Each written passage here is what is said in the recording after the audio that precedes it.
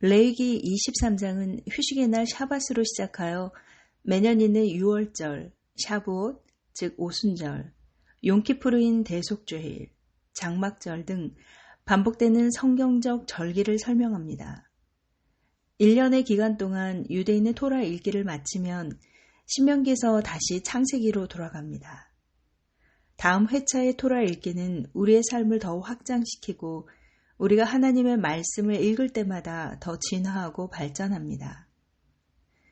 매주의 토라 포션은 우리를 새롭게 하고 앞으로 나아가게 합니다. 이러한 반복되는 절기의 중심 영역은 가족과 자녀들입니다.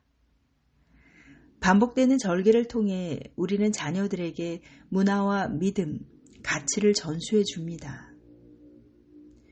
6월절과 관련하여 출애굽기 10장 2절에서는 내게 내가 애굽에서 행한 일들, 곧 내가 그들 가운데서 행한 표징을 내 아들과 내 자손의 귀에 전하기 위함이라. 너희는 내가 여호와인 줄을 알리라고 말씀하십니다.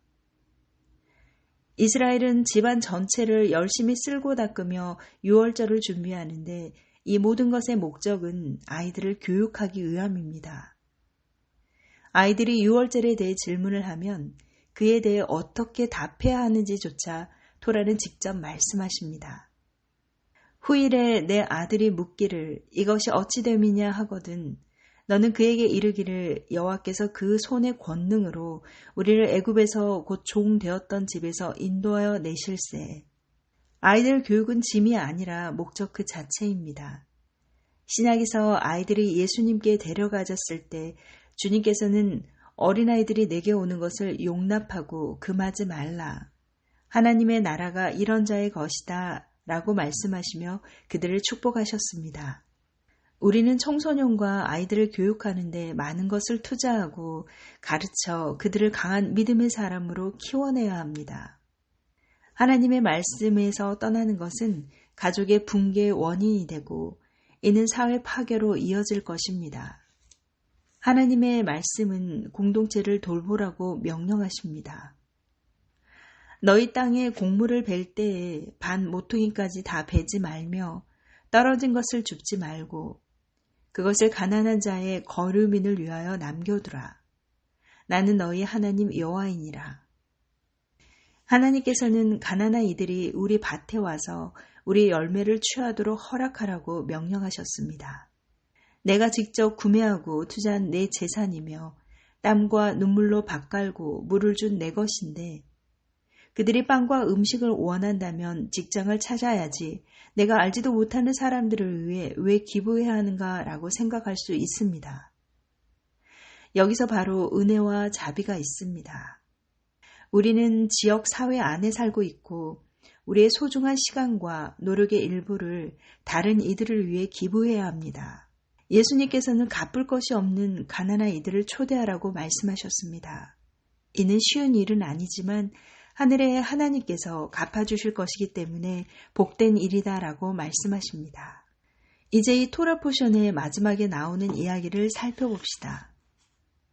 이스라엘 자손 중에 그의 어머니가 이스라엘 여인이요 그의 아버지는 애굽 사람인 어떤 사람이 나가서 한 이스라엘 사람과 진영 중에서 싸우다가 그 이스라엘 여인의 아들이 여호와의 이름을 모독하며 저주하므로 무리가 끌고 모세에게로 가니라.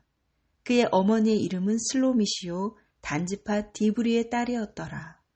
여호와께서 모세에게 말씀하여 이르시되 그 저주한 사람을 진영 밖으로 끌어내어 그것을 들은 모든 사람이 그들의 손을 그의 머리에 얹게 하고 온 회중이 돌로 그를 칠지니라.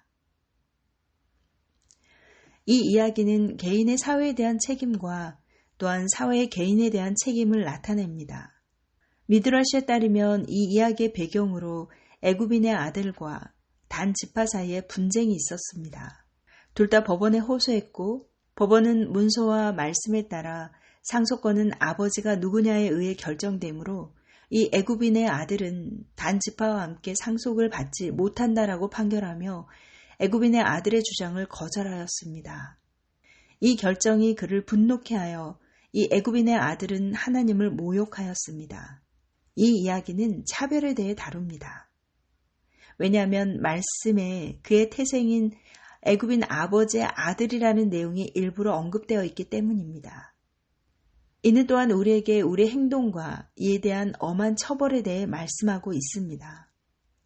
이집트의 아들은 권리를 잃어버리고 할 수 있는 것이 없게 되자 분노와 좌절을 표현했습니다. 그렇다면 누구의 잘못인지 생각해 봐야 합니다. 이것이 공동체의 잘못이라면 왜 애굽인의 아들만 죽임을 당하고 공동체는 책임을 면했을까요? 답은 간단합니다. 모든 개인은 자기 자신이 한 행동에 책임을 져야 합니다. 옳은 이유로 했던 그렇지 않던 법을 어겼다면 그것은 개인의 잘못입니다. 우리는 늘 인내하고 차분하게 우리의 자신을 통제할 수 있어야 합니다. 술을 마셨을 때 운전을 하면 사람을 다치게 하고 위험에 빠뜨릴 수 있는 것처럼 우리가 분노하여 말이나 행동을 통제하지 못한다면 상해를 가져올 수 있습니다. 다른 사람을 다치게 합니다. 음주운전과 마찬가지로 통제하지 못한 분노에 대하여 토라는 일시적인 심신미약을 인정하지 않습니다. 당신이 죄를 지었다면 이는 당신의 책임입니다. 이러한 이유로 애굽인의 아들은 돌에 맞아 죽는 벌을 받은 것입니다. 우리는 서로에게 책임이 있습니다. 그래서 토라는 우리가 정의롭고 공정해야 한다고 가르칩니다. 비록 우리 주머니나 밭에서 나오는 나의 소출이라 할지라도 하나님께서는 다른 이들을 위해 이것을 남겨놓으라고 명령하십니다. 우리는 자녀들이 서로 화합하며 상호적 책임을 갖도록 교육해야 하며 이를 통해서만이 진정한 의미의 사회 정의가 이루어질 것입니다.